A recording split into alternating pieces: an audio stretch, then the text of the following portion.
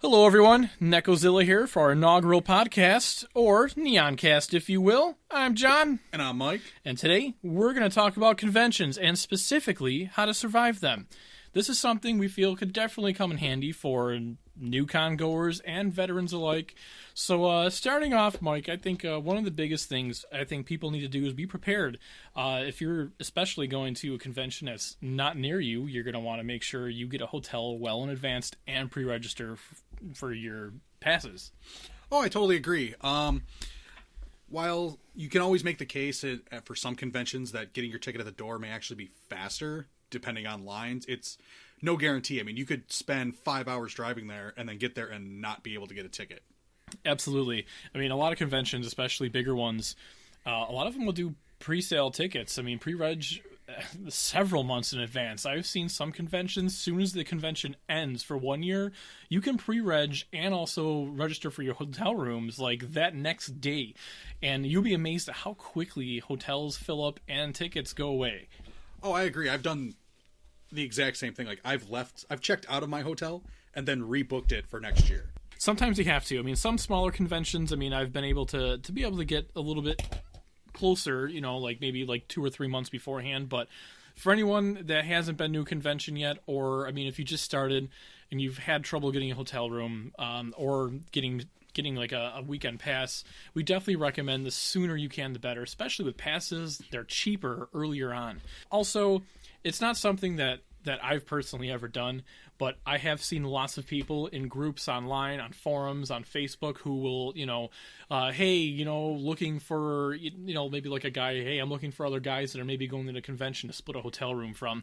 It's a possibility, not that we condone it because you never know what you're getting into, but it's something I have seen. Right. Those are dice I personally don't want to roll, but I know people that have, and things have worked out. Speaking of hotels and people staying in your hotel, there's either the clown car scenario where you have 10,000 people in one room.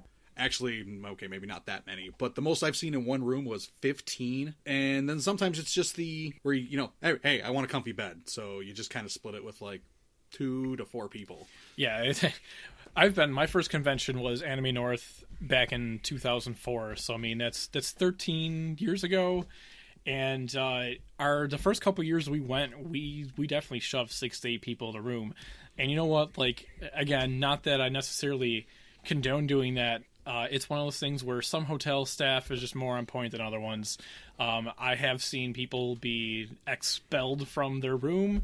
And unfortunately, when that happens, the hotel tends to come down on the rest of the congoers. Rules become more strict. I've even seen some hotels not allow conventions to send their people there. So it's a chance that you have to be willing to take, I guess. Like I said, I've done it many times. Luckily, nothing bad has ever happened to me. But if you are going to try this, definitely be aware of whatever your hotel's policy is. Because I've seen hotels check room keys at the elevators, and if a room is only supposed to have like 4 people and 5 people trying to get on that elevator, they're not getting on. Specifically, I know there's I believe it's the Marriott Columbus from Matsuri-Con.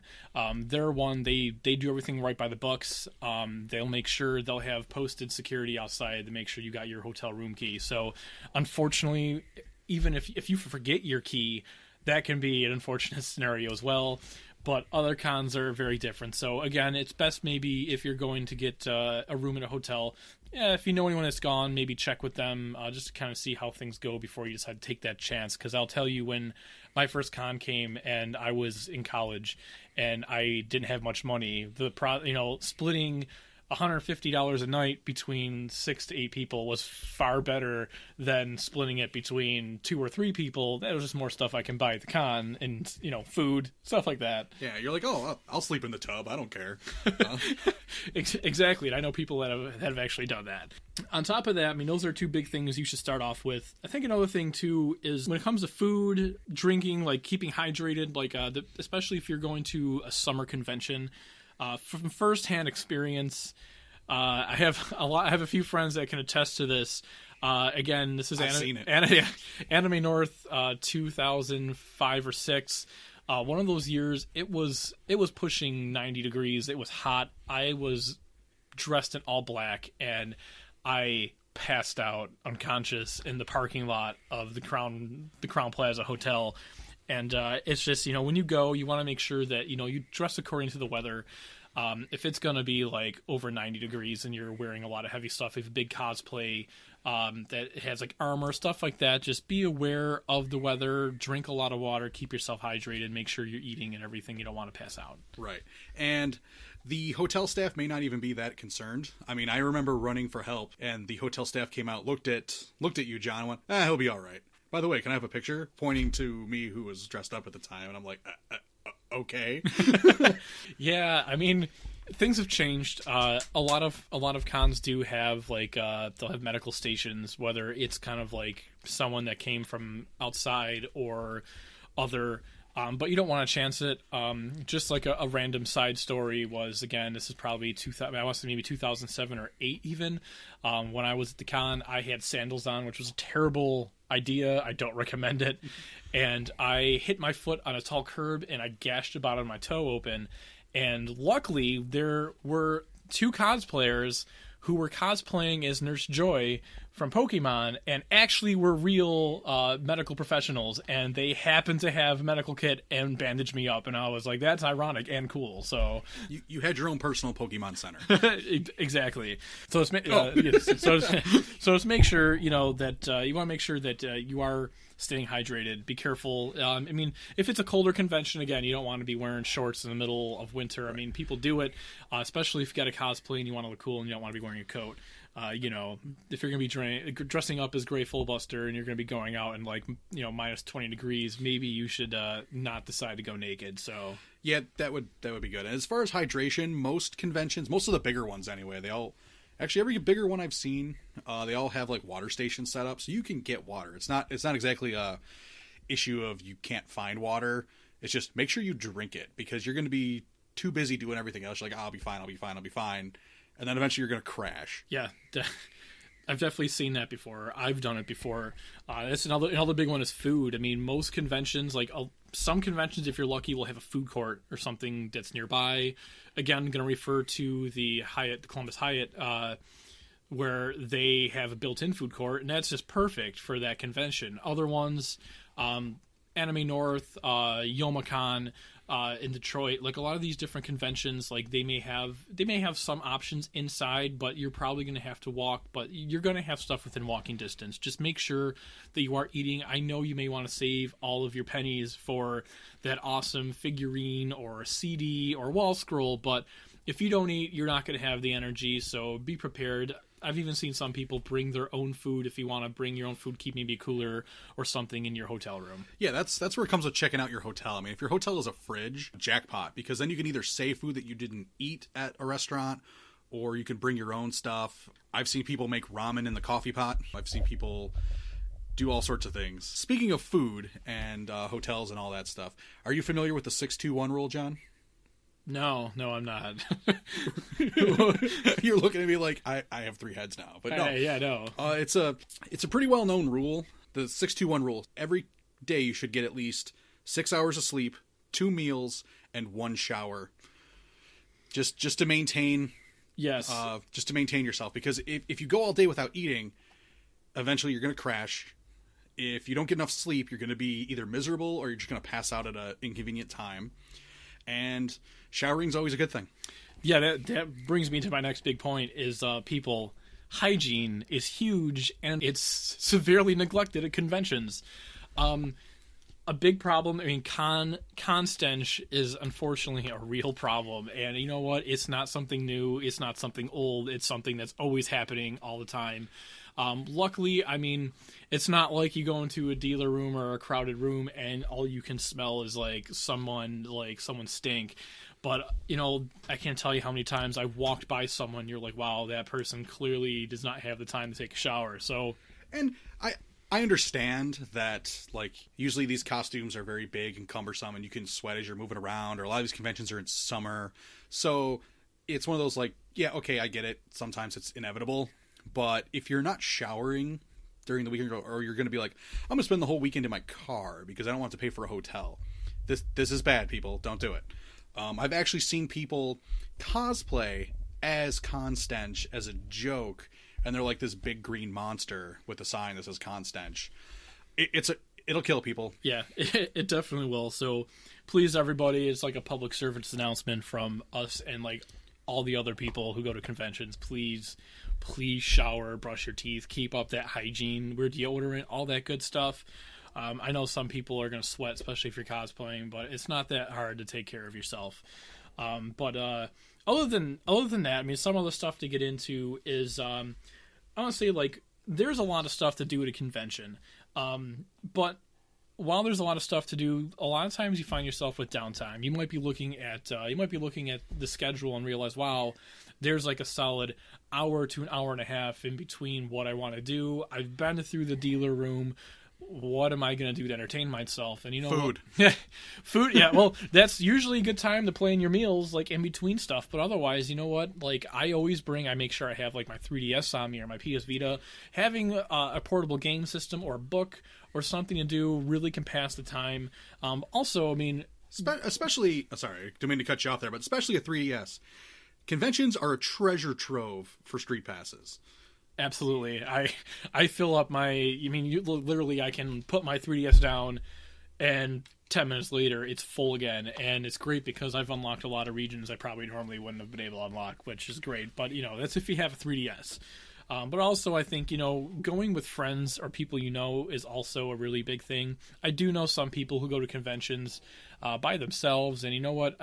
If you're a loner, hey, that's fine. But I usually recommend going with friends, someone who maybe has a vested interest in what you guys are going to do, because it can make it a lot more fun to have that person to share the moments with. You might not be as bored if you're by yourself. You can also cut costs at a hotel room, and it's not quite as shady as splitting with somebody who you don't know. And of course, I don't know your friends, but hey.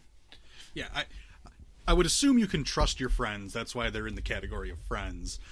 It's if you don't want to go in a group, I mean, that's perfectly fine. I've gone to a convention with just like one friend one year, and it was great. I've gone to conventions other times where there's like 6 of us, 7, 8 of us going. One of the problems you can have with a group is sometimes you may not get to do everything you want to do because everybody wants to be a crowd pleaser.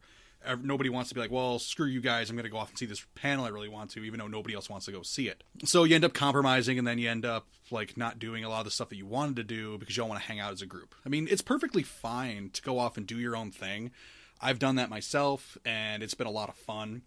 And my other friends, since everyone was in that whole like, hey, let's just try and do everything together thing, that they didn't actually get to do a lot of what they wanted to do when we all just decided to split up and do what we wanted to do and then meet back up for food and then plan something to do together. We all had a lot more fun because we could experience so many different things, because a lot of the times, a lot of the cool stuff's happening at the same time. Yeah, no, I'll tell you, just as like kind of like a side story here, is not necessarily a survival tip, but you know, it plays into the friend thing, is if you have a friend that maybe knows what anime is but isn't really super into it, and I can tell you from firsthand experience, I met Mike in college, and after literally knowing him for only 3 months, I was like, hey, you're an anime, you have a Trigun shirt on. And he's like, yeah, I guess so. And I'm like, you should come with me to Anime North. And he's like, what? I'm like, yes, come with me to Anime North. He did, and now he's never looked back. Oh, it was trial by fire. I'm like, oh yeah, I'm going to cosplay as Vash, and I'll maybe cosplay like one day, maybe 2. I was Vash the entire weekend. I didn't want to go home on Monday. Yeah, the man lived off of donuts that weekend. It was awesome. They were free. People were giving me free donuts.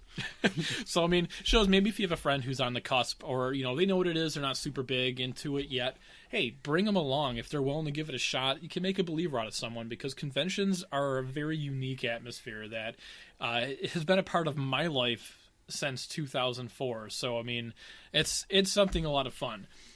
Something else, again, bringing up is a lot of people, they want to cosplay, and that's great because I've seen a huge paradigm shift over the last 13 years or so that I'm going to go into conventions. When I first went, there were cosplayers, but not nearly what you see today. They've become so popularized. More people are doing it now than ever. It's become a bigger hobby. So now when you go to conventions, instead of having maybe like 20% of the con-goers cosplaying, you got like 80% of the cosplayers cosplaying. At certain conventions, obviously all of them are different, but if you're going to cosplay, you know, just again be aware of what the weather's like. You want to cosplay accordingly. I mean, for indoors, that's one thing, but if you're going to be out in the elements, please be careful. Also, a new trend has been with a lot of conventions to have cosplay repair stations, and I think that's actually pretty cool. It's actually really cool, because nothing's worse than spending 6 months on a costume or a prop, and you're there like 2 hours, and then something breaks or something rips, and you're like, oh no, what am I going to do? And then all of a sudden the cosplay medic shows up and gives you that duct tape that you really need, or they help you out like sewing something back up real quick. Also with cosplaying, another thing is, I mean, even though that you are going to find, even though some cons do have like the cosplay repair stations, that's not universal. So I mean, I would still suggest maybe bringing some basic supplies for yourself in case you do get a rip or tear or something breaks. Yeah, also, be aware of whatever your convention's policies are on cosplay. In recent years, like New York Comic Con, like you have to, there's a lot of real big restrictions on what props you can have. So they may confiscate all your staffs and, you know, fake guns and everything at the door, and that's a real bummer. Yeah, I've seen at like check-in, I've seen plenty of like props just laying about. And then it's sometimes like I've been to conventions where I'll see someone with a prop and I'm like, how did you get that by? The guy with the glass buster sword? Yes. At one convention, there was a man who was cosplaying as Cloud Strife from Final Fantasy VII. His buster sword was made out of like a mirror. It was a legit mirror. It wasn't like, oh, it's got a mirror finisher. It's that plastic mirror stuff that you can put on stuff to give it that like, ooh, shiny metal. No, it was a mirror. Yeah, that's usually a no-no. I mean, that could kill somebody if you wanted to. Yeah. But 99% of the time, anything like metal props, like, you know, they're not gonna let you in there with it. If it's a Nerf gun, they want it usually like either disabled, or they don't like airsoft. They will confiscate it. Yeah, absolutely. A couple last things here is time management's really important. Most conventions I've ever been to now will give you the pamphlet with the weekend schedule before the convention. Some of them don't, but most of them you can see it weeks before the convention starts, and this gives you ample opportunity to see what you want to do, because face it, there's going to be times where A, there's nothing you want to do, or B, everything you want to do is that time. So you really got to pick and choose, plan your meals. That makes for the best. I mean, a lot of times I'll go in, I'll look at a schedule, and I'll be like, okay, I want to do this, this, and this, and I'll just wing it. Sometimes just wander around aimlessly, go to the vendor room, or, you know, maybe meet some new people, hang out, make some friends. But time management's key when there's a lot of stuff to do at a convention. Yeah, especially because a lot of conventions, you got to line up early for panels and stuff. Like, they will fill up at a lot of conventions. So like if you show up exactly when something's supposed to start, like at 2, you show up at 2, you may not get in. Sometimes you got to show up like an hour in advance and you still may not get in. Granted, these are like those really big conventions, but it can happen at any con. You don't know. I mean, it could be a super popular panel and the room only hold like 30 people, but you're number 31 and now you can't get in. That's a fantastic point, actually. I recently, I think it was, I want to say maybe 5 years ago now, so maybe 2012. John, that's not really recent. Whatever. Like 2012, when I was at Anime North, for me, that was kind of a time, like a tipping scale, where I never had a problem at Anime North getting into panels before. Normally, I'd show up maybe 20 minutes to a half hour earlier, and I showed up just, you know, I was like, hey, you know what? I got time to kill. I showed up an hour ahead of time, and the line was basically, it was, this panel was upstairs. It winded down the stairs and down a hallway, and the people I talked to were like, yeah, we're just kind of hoping that maybe some people give up and leave line, but it's like, oh, wow. I think it was for AMV Hell. And it's ridiculous. And so you got to be aware, if there's a panel you really want to see, you just got to check. Every convention's different. Some conventions won't allow people to line up until a certain point in time. Right. Other ones are just, hey, whatever, you line up, whatever you line up, as long as you're orderly. So if there's a panel you want to see, be aware of that and plan your time accordingly. And the same thing goes for autographs, which can be even worse. Oh, yeah. Autographs, you got to plan. Sometimes you get lucky, like one year at Anime North, I walked up to where the autograph section was because it was kind of like hidden in the back and there was no line. Like nobody knew where it was. And I'm like, jackpot. And I got every single autograph I wanted because by the time people figured out where the autograph area was, I'd already gotten everything I needed and there was no lines. And other times you will be lined up for an hour or two and they cut off the line, and you're like, crap. And other times they'll give out tickets, and then sometimes those tickets still don't even mean anything. They were like a placebo, and then like, oh, well, too bad you got that ticket to come back and get an autograph. We just kind of took enough people. Well, that just kind of showed up at the gate, at the door. Yeah, no, I've seen so many autograph like disasters. Every convention's unique. This is why I always recommend, if you're going to a convention for the first time. I mean, some people like to start off small. I didn't. I went, like I said, we jumped into a fire. My first con was Anime North. And Same already here. was at like 15 to 20,000 people. A small convention with 5,000 people versus a bigger one generally is going to be a little bit more orderly because there's not as many people to cause chaos. Just be aware of the size and scope of the convention. That's going to make a big difference as to how early you want to get in line. They may have like a certain period where you can line up for it. Again, you want to talk to people and find all the information out ahead of time. Also, be respectful of the guests. I mean, if you see them walking from one place to another, don't stop them and try and get an autograph. I mean, they have places they have to be. It's not like they're being like a pariah, like, be gone with you. But they have engagements they have to take care of. Like, they have to do certain panels. They have to be certain place at certain times for the convention, so they really can't stop. And if they stop for you, then they got to stop for everybody. Yeah, absolutely. It actually is a good tip. Anytime there's a voice actor who's doing a panel, it might be worthwhile. It might be worthwhile to check it out because depending, just as an example, Matsuri-Con 2 years ago, Matt Mercer was there and he did a panel all on tabletop gaming because he is the host of Critical Role, and it was a very cool panel. It was maybe about 45 minutes to an hour long, and at the end of it, it was like his last panel for the next hour. So he's like, hey, you know what? I got time to kill, nothing to do. I'll give autographs out. And they started like a little line and got autographs. So, I mean, that doesn't always happen, but it might be something worth checking out if you maybe missed out beforehand. Yeah, bring this stuff with you, but don't, like, when they're asking, like, who's got questions, don't be like, can I get this signed? Don't be that guy. Yeah, definitely don't be that guy. Going on from there, move on to the last couple topics. A big one is you got the vendor rooms. The vendor rooms are really big. I think there's some things that maybe you should be aware of. Depending on the scope of the convention, I've been to conventions where you have 150 plus vendors, and then I've been to conventions where you have 2. So it makes a difference in how you're going to plan your cash flow and what you're doing. Either way, my wallet cries. So it does cry, which is ironic because we are vendors, but realistically, we can't carry everything that we want to buy. So we always end up shopping with other people too. So I may sell stuff, doesn't mean I don't want something shiny. Exactly. It always pays. I think one of the biggest things is it pays to shop around. When I first started going to conventions, one of my things was like if I saw something I wanted, bam, I got it right there. And there were many times at the end of the convention, I'd find a guy on like that Sunday who just was like, I want to get out of here, just take it. Not always the case.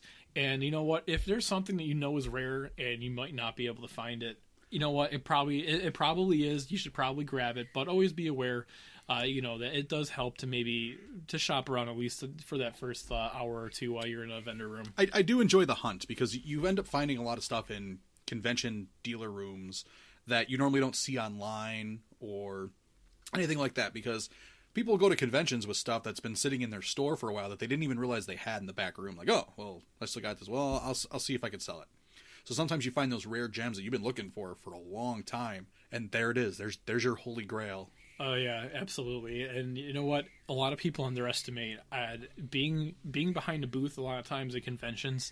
It never surprises me how many people are like, this is my first convention, and I did not understand the scope of this vendor room, and I thought that, hey, $100 will be fine, and was I mistaken? And everyone's different. Like, I'm that person. I'll go to a con and I'll drop like $600-700 like that because it's just like I want all this stuff. He'll do that within like 2 hours. People. I will. I've done it before. Yeah, I try to be a little bit more, more conservative with my money now. But I have to admit, it is quite amusing to see the look on his face. Like, so what are you gonna do for food the rest of the weekend? Can I borrow $5? That comes with budgeting your money is huge. You want to make sure, yes, that new figure is going to be awesome. We want it. We need to have it, or that wall scroll, that plushie, or all like 30 of them that you want. You want them, but you want to make sure you got money to get home. You want money, make sure you got money to eat. A few times I've miscalculated. I end up having to, bum money off people. But yeah, it's happened more than once, John. Don't be me. Don't be that guy. Don't be John. Don't be hungry. Yeah, exactly. You don't want to get angry because you're hungry at the border guards, because that's not going to end well at all. Yeah, that's true. And actually, a good segue going in from the dealer room is dealing with the crowd. The dealer room is always going to be generally the largest concentration of people next to maybe a food court. But the dealer room is it can be at peak hours, you can be shoulder to shoulder in some conventions. Oh, you can feel like cattle. Yes. So for anyone that maybe doesn't do well in big spaces, my recommendation to you would be probably to either be in line very early for the vendor room so you can be one of the first people in. This gives you probably a solid half-hour window to an hour window to really walk around with that before it gets too busy. Also, towards the end of the day, usually that last hour, you get a lot of last-minute people who just run in to grab stuff, but that tends to be the quietest if you're not into crowds, but generally they're kind of safe. It's spaces for you to go. In my personal experience, a good time to hit the dealer room when it's not quite as crowded is during big events. Like if the masquerade's going on at 4 and it's got a huge room, and at that same time they're also having like 2 voice actors having a big panel. Go then, because a lot of people are already going to be over at those areas, so there may be less people. Or go when people are usually going to get food. I will eat at different times, and I'm not going to go eat at 5 or 6, because that's when everybody goes to get food. So that's when I go hit the dealer room, and there's usually not as many people. And then when I go get food, there's usually not as many people, so I don't have to wait 2 hours to get a meal. Yeah, that's really good points there. As we said, every convention is different. You want to plan accordingly. If you know somebody that has gone to a convention you're thinking on going, maybe pick their brain a bit. There's a lot of information on your hotel you can find out on their websites. Most cons will have a lot of information on their websites, such as if they're going to have, if there's a medical staff, if they're going to have a cosplay repair shop, stuff like that. And size of the con makes a big difference. A lot of the stuff we talked about, if you're going to a really small, maybe a first-time convention or a local college convention that gets maybe 100 to 1,000 people, some of these things may not be a problem, but when you're going to bigger conventions where you're going to have 5,000, 10,000 plus, this is going to help you out, hopefully. Yeah, when the convention audience could sack the city, you got to keep in mind of the crowd.